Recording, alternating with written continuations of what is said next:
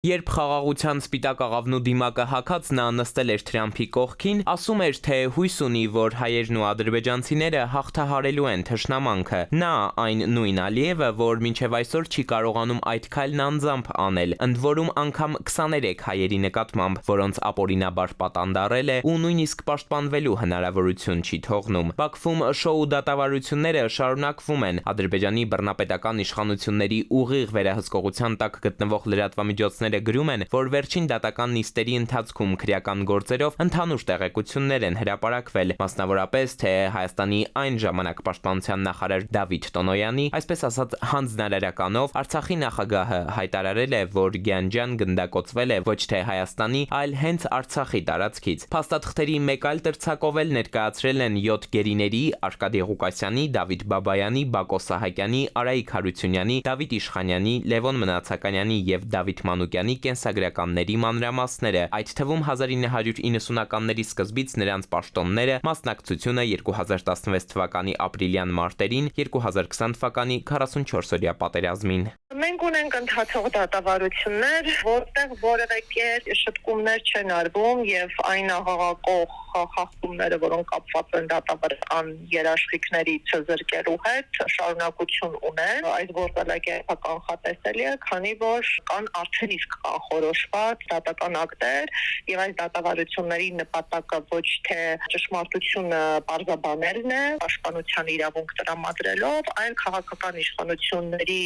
որոշումները դատական վավերացման ենթարկելն է։ Ադրբեջանի կառավարությունը միջազգային հարթակների բարձրախոսներից ականջ է խլացնում, հայտարարելով, թե իրենց ձևակերպմամբ հայ բանտարկյալները օգտվում են բոլոր իրավունքներից, այդ թվում փաստաբանների հետ կապ հաստատելու հնարավորությունից։ Մարդու իրավունքների եվրոպական դատարանում հայ գերիների շահերի ներկայացուցիչը կոտրում է կեղծիքը, ազերֆեյքը, հենց իր որպես լիազորված ներկայացուցչի խնդրանքը հանդիպելու գերիների հետ Բաքուն մերժել է։ Անցնող առնվազն 5 տարիների ընթացքում այսպես կոչված թույլատրելի հանդիպումների թիվը 0 է։ Սիրանուշ Սահակյանը պնդում է, այս դատական գործընթացները ոչ ավելի, ոչ պակաս նման են նվաստացման ծեսերի։ Նախ անգամ Կարմիր խաչի այցելության պայմաններում այս անձիկ ենթարկվել են հոգեբանական եւ ֆիզիկական ազդեցությունների, կորզվել են ցուցմունքներ տարբեր չափերով, սակայն դատավարություններում նաեւ բարձրացնել են նկատի ունենալով դրանց հատվածական լուսաբանումը եւ ներկայումս պաշտպանության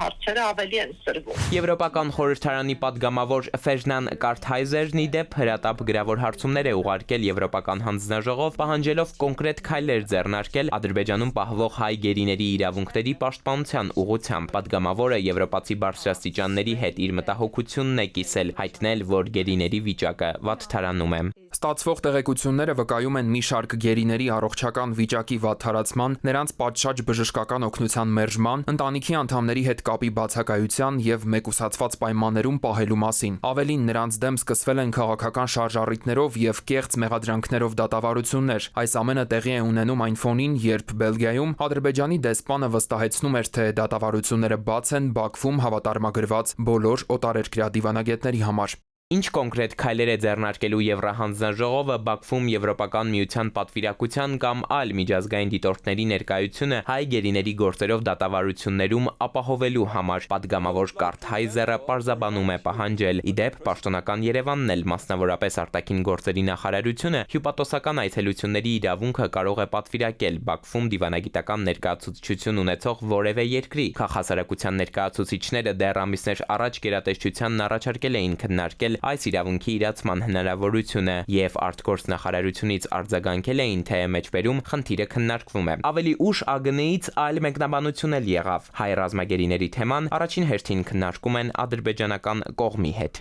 Տետատետ։ Էդուարդ Պողոսյան, ժամը լրատվական։